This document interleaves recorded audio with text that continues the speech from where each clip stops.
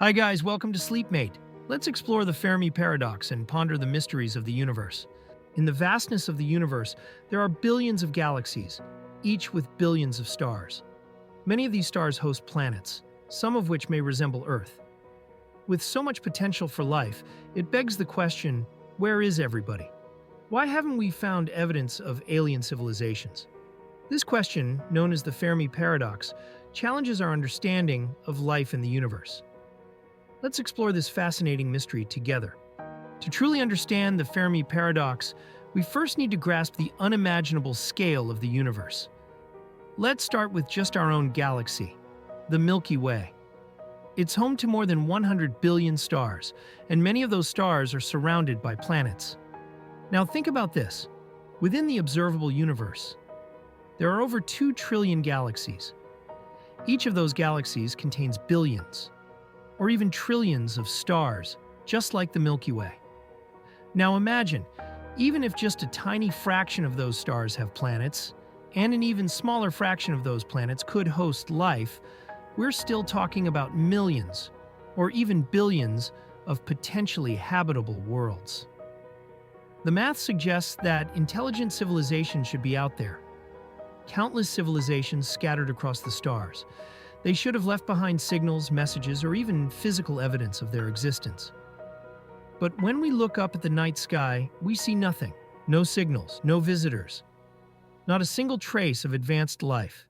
It's as though the universe is silent, and that silence is what makes the Fermi paradox so mysterious, so compelling, and so unsettling. To truly understand the Fermi paradox, we first need to imagine the staggering scale of the universe. Let's start small, with just our galaxy, the Milky Way. The Milky Way alone holds over 100 billion stars. Many of those stars are orbited by planets, some of which may resemble Earth. Now, take that in for a moment. 100 billion stars just in our galaxy. But the Milky Way is just one galaxy among the 2 trillion galaxies in the observable universe. 2 trillion. Imagine each of these galaxies as an island, each holding billions or trillions of stars with countless planets orbiting them. If we could count one star per second, just in the Milky Way, it would take over 3,000 years to finish. And that's just one galaxy. The scale of the universe is so vast that it's almost beyond human comprehension. Now, let's think about this. If even a small fraction of these stars have planets, and just a tiny percentage of those planets can support life, the numbers are still enormous. There should be millions, if not billions, of planets teeming with life, some of it intelligent. But despite all this potential, when we look up at the night sky, we find silence, no signals, no visitors, no evidence of advanced civilizations. It's as if the universe is a vast, empty void. This unsettling silence is at the very heart of the Fermi paradox. Where is everybody? To truly understand the Fermi paradox, we first need to imagine the staggering scale of the universe. The universe we know is vast, far beyond the comprehension of our everyday experience. It extends across incomprehensible distances, containing billions of galaxies, each home to billions of stars. Let's begin by focusing on our own galaxy, the Milky Way, which alone holds over 100 billion stars. Each of these stars is unique, with its own story, some of which may mirror our own solar system. Many of these stars have planets orbiting them, and some of these planets might be capable of supporting life, much like Earth does. This concept isn't as far-fetched as it might sound, especially when we consider the sheer number of stars and planets in our galaxy alone. For perspective, if we were to count one star every second, it would take over 3,000 years to count all the stars in just our galaxy. And this is just the Milky Way. Now, multiply that number by the 2 trillion galaxies that exist in the observable universe. When you take a moment to grasp the magnitude of this number, it becomes almost unfathomable. The universe seems to be teeming with stars, planets, and potentially the right conditions for life, scattered across unimaginable distances. Pause for effect. Now consider this. Many of these stars have planets orbiting them, and a significant fraction of those planets may exist in the so-called Goldilocks zone, the region around a star where conditions are just right for liquid water to exist. Liquid water is widely considered to be essential for life as we know it. Life on Earth relies on water for its biochemical processes, and there is a strong possibility that any form of life elsewhere in the universe would need water as well. If even a tiny fraction of the planets in the Goldilocks zone have the right conditions for liquid water, the potential for these planets to support life becomes a tantalizing possibility. Think about this in even simpler terms. The universe is practically brimming with potential habitats for life. The numbers are overwhelming. Even if only a small percentage of the planets orbiting the billions of stars in the Milky Way can host life, this could still result in millions of potentially habitable worlds in our own galaxy alone. Now, extend this concept to the 2 trillion galaxies we can observe. The mind boggles at the possibilities. Given such vast numbers, the likelihood of life beyond Earth becomes so high that it almost seems certain that other intelligent civilizations should exist somewhere in the universe. Yet, despite this incredible abundance of potentially habitable planets, we find no signs of intelligent life. No signals, no visitors, no evidence of advanced civilizations beyond our own. This paradox between the high probability of life elsewhere and the total lack of evidence for it is what is known as the Fermi paradox. The sheer size and scope of the universe make it seem inevitable that other intelligent civilizations should exist, but the fact that we have found no signs of them leaves us with a deep mystery. The Fermi paradox forces us to confront some uncomfortable truths and deep questions about the nature of life and intelligence. Are we as a species uniquely special in some way? Is intelligent life extremely rare? Perhaps the conditions required for intelligent life to evolve are far more stringent than we currently understand. Or could it be that intelligent life is common, but civilizations rarely survive long enough to reach the level of technological advancement required to communicate across the stars? There are many hypotheses that have been proposed to explain the Fermi paradox. One possibility is that intelligent civilizations are often short-lived, perhaps due to self-destruction or environmental collapse. It is conceivable that most civilizations reach a level of technological advancement where they can destroy themselves before they ever have the opportunity to expand beyond their home planets or make contact with other civilizations. This is sometimes referred to as the Great Filter theory. The idea that there is a significant barrier that prevents most civilizations from progressing beyond a certain point. Another possibility is that civilizations may exist, but are simply not communicating with us. Perhaps they are using technology that we do not yet understand or cannot detect. It's also possible that extraterrestrial civilizations intentionally avoid us, for reasons we can only speculate about. They may observe us, much like we observe wildlife, without interfering. They may have policies of non-interference, much like the Prime Directive in science fiction. If these civilizations are far more advanced than ours, they might not see the need to reach out or make contact with us. They may even have ethical or philosophical reasons for keeping their distance, not wanting to disrupt the natural development of our civilization. Unsettling explanations for the Fermi paradox is the Great Filter theory. This theory suggests that somewhere in the journey from simple life forms to advanced civilizations capable of interstellar communication, there lies an almost insurmountable barrier. This barrier, known as the Great Filter, is what might explain why we don't observe any advanced civilizations, despite the overwhelming number of stars and potentially habitable planets scattered across the universe. Let's take a step back and break this down. The idea behind the Great Filter is that there is a major hurdle in the development of life that is so difficult to overcome that it makes the leap from simple organisms to intelligent, spacefaring civilizations extremely rare. The Great Filter could exist at various stages of development, perhaps even multiple stages, and the difficulty of advancing through each of them may be greater than we realize. For example, the origin of life itself might be incredibly rare. On Earth, life began under highly specific conditions, including lightning storms, volcanic activity, and the right chemical ingredients combining in just the right way. These elements came together to form the building blocks of life. But the chances of this exact combination occurring anywhere else in the universe might be astronomically low. The improbability of life's origin raises a significant question. Is the process of life emerging from a lifeless planet so rare that it occurs only once in a great while, perhaps on one planet out of millions or even billions. If this is the case, the emergence of life could be the first and most significant barrier in the development of intelligent civilizations. Life could be so rare that even the billions of stars and planets we know about might still be too few to produce life as we understand it. This could explain why, despite the apparent abundance of planets in the universe, we have not yet detected any other forms of intelligent life.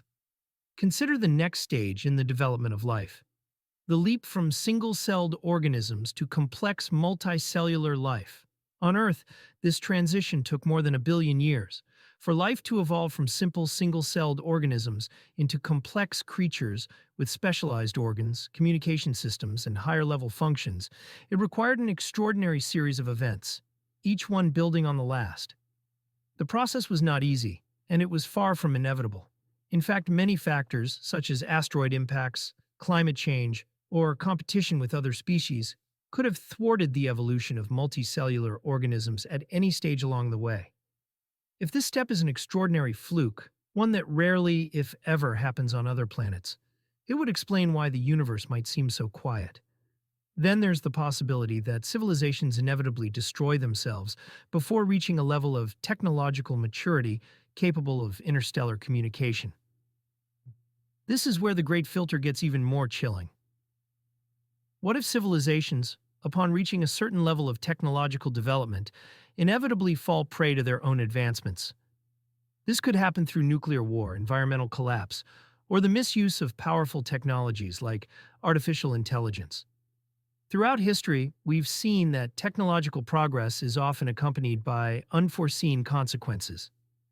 Humanity's rapid technological development has come with significant risks we are still grappling with today. The possibility that other civilizations face the same challenges and ultimately fail to navigate them could be a major reason we haven't encountered extraterrestrial life. Advanced civilizations might simply self-destruct before they can communicate or expand beyond their home planets. The Great Filter raises a chilling existential question. Is the Great Filter behind us, meaning humanity has already overcome this enormous hurdle? Or is it still ahead of us, suggesting that our civilization faces a daunting challenge that could lead to our downfall in the future?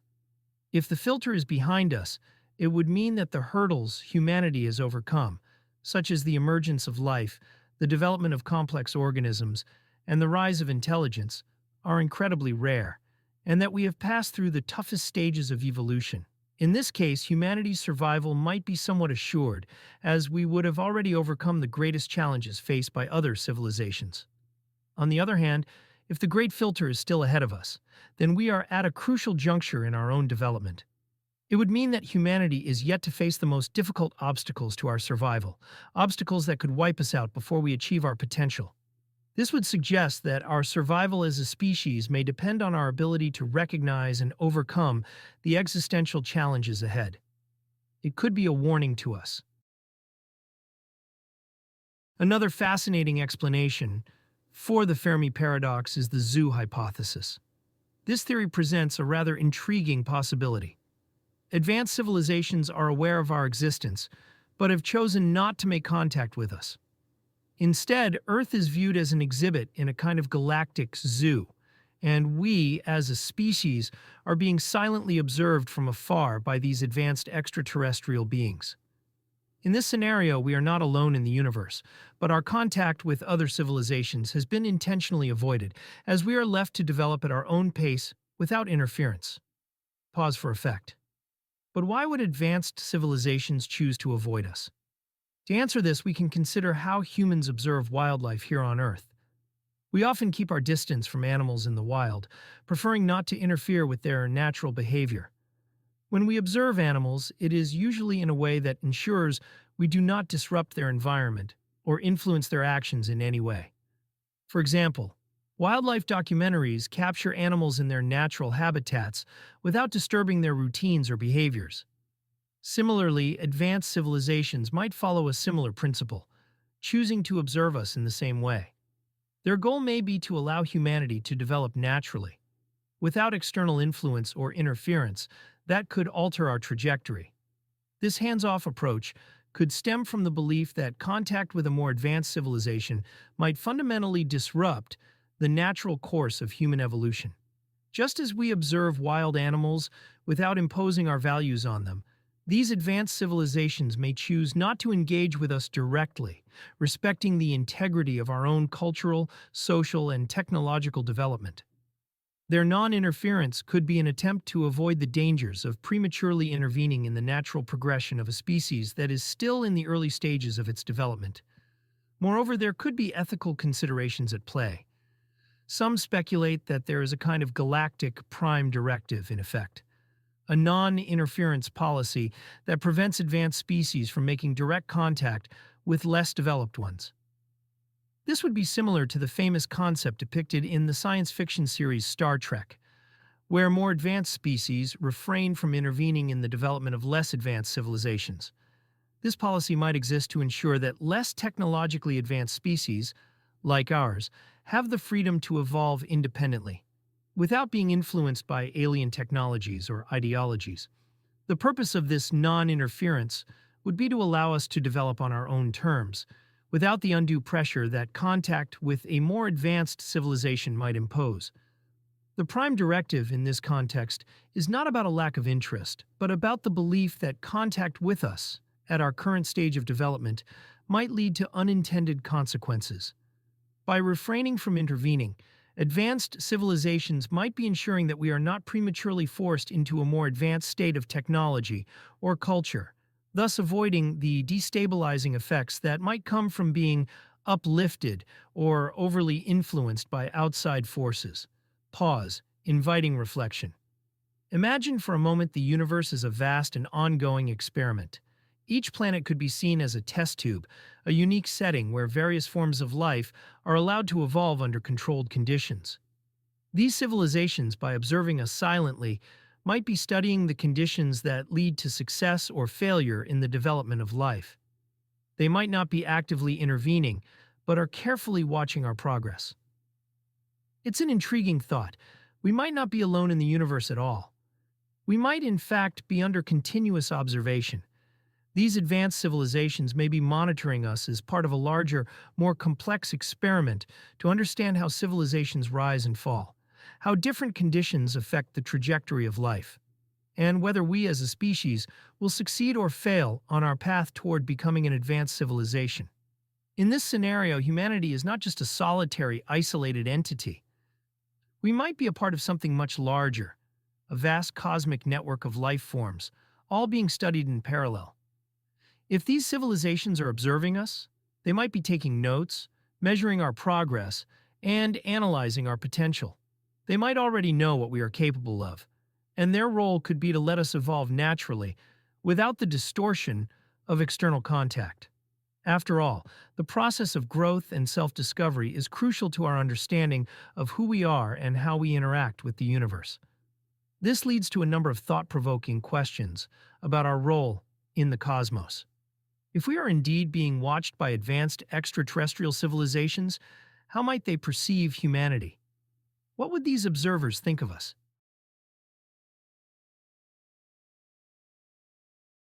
When these civilizations observe us, what conclusions might they draw about our potential? Would they consider us a work in progress, still figuring out how to live in harmony with our planet and each other? Or would they see us as a species teetering on the edge of self-destruction, too embroiled in conflict and division to truly thrive? The concept of being observed raises the possibility that humanity is not a lost or forgotten species, but one that is being closely monitored by those who have already made the mistakes we are still learning from.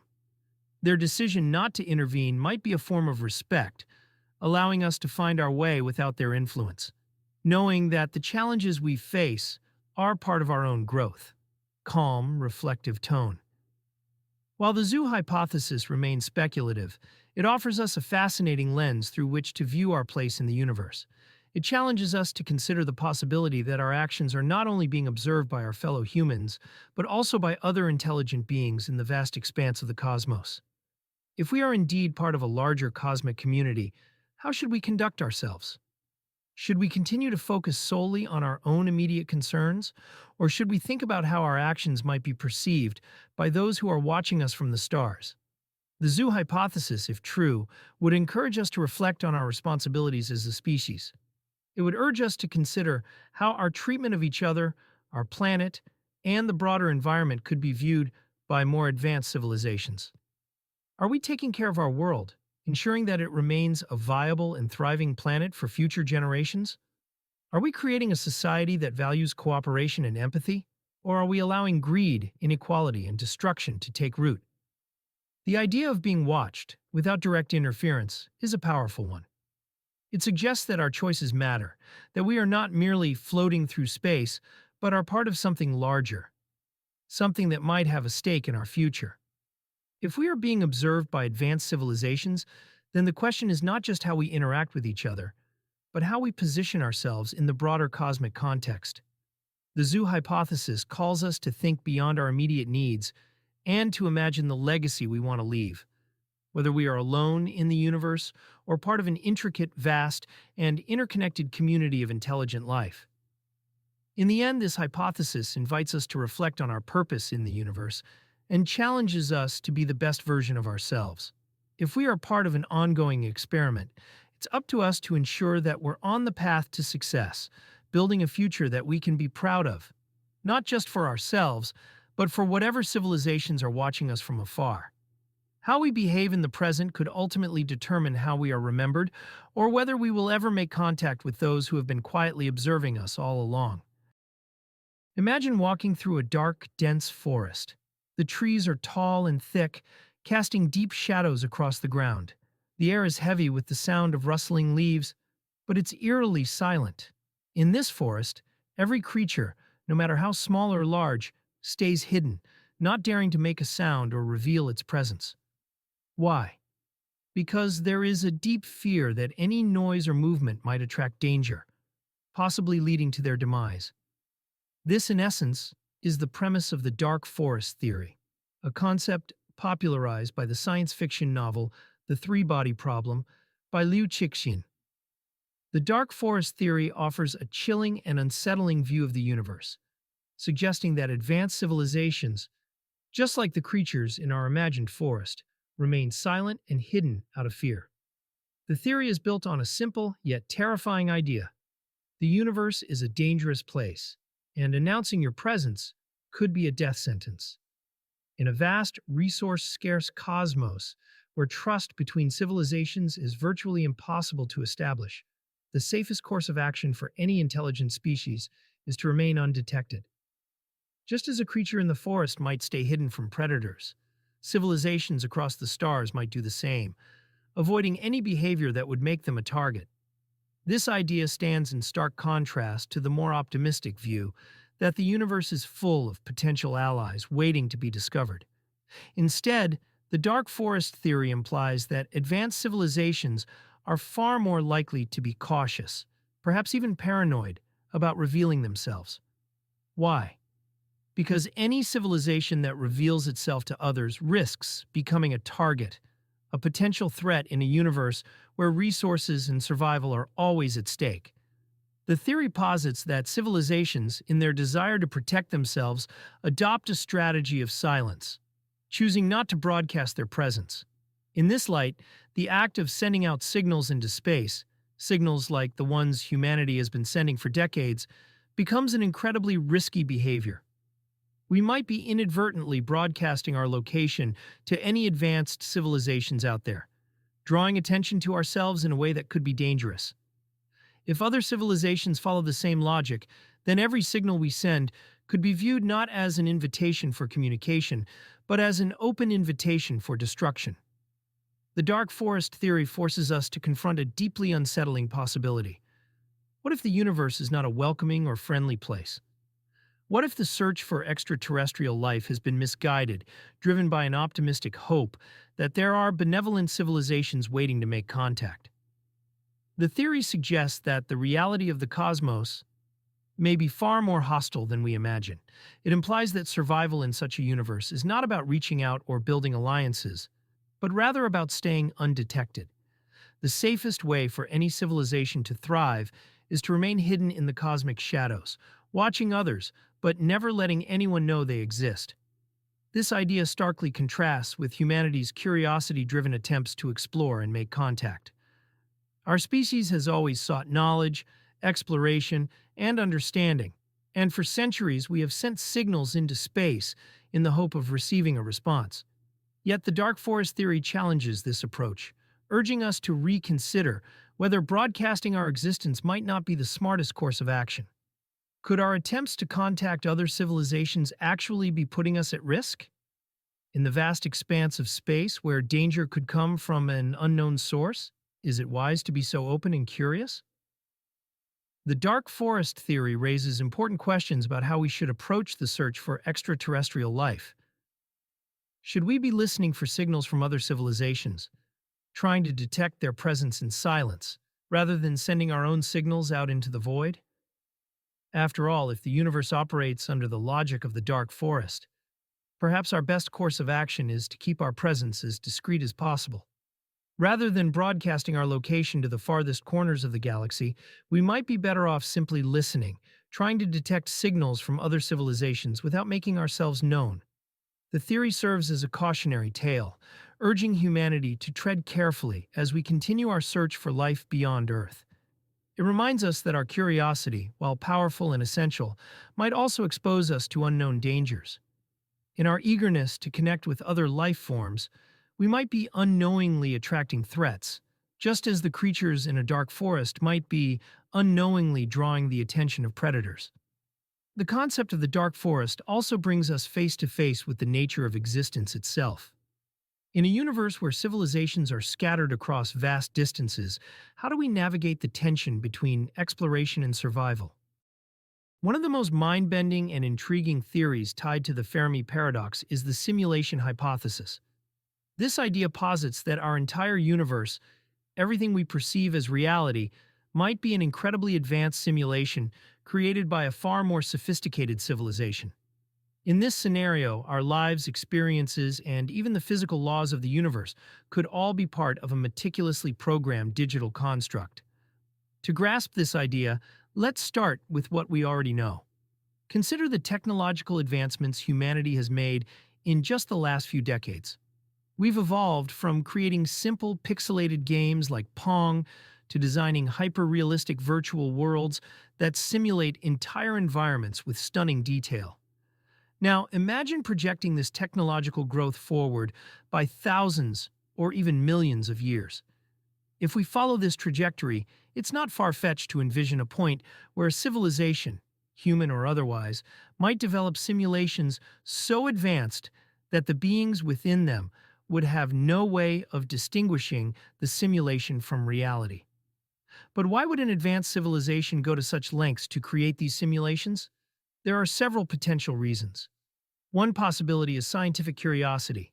They might be using simulations to study the development of life, intelligence, and civilizations. By simulating their own evolutionary past or alternative scenarios, they could gain insights into the origins of their existence or test theories about the cosmos. Another reason could be entertainment. Just as we create video games to explore alternate realities and tell stories, a hyper-advanced civilization might run simulations as a form of leisure, akin to a cosmic-scale version of our most immersive virtual experiences. The simulation hypothesis provides a fascinating potential explanation for the Fermi paradox. One of the biggest puzzles of the paradox is why, in a universe so vast and likely teeming with life-sustaining planets, we have found no evidence of advanced civilizations. The hypothesis suggests that such civilizations might not be visible to us because they exist outside of our simulated reality. We could be living in a controlled environment, isolated from the real universe. If this is true, then the absence of signals, visitors, or other evidence of extraterrestrial life could simply be a design feature of the simulation, meant to keep us unaware of its true nature. Moreover, the simulation hypothesis raises profound philosophical and existential questions about the nature of existence itself. If our universe is indeed a simulation, what does that mean for our sense of identity, free will, and purpose? Are we simply artificial constructs following a pre-programmed path, Or is there some greater significance to our existence within the simulation? And if we are part of a simulation, who or what created it? Are we the product of a benevolent creator? Or are we merely an experiment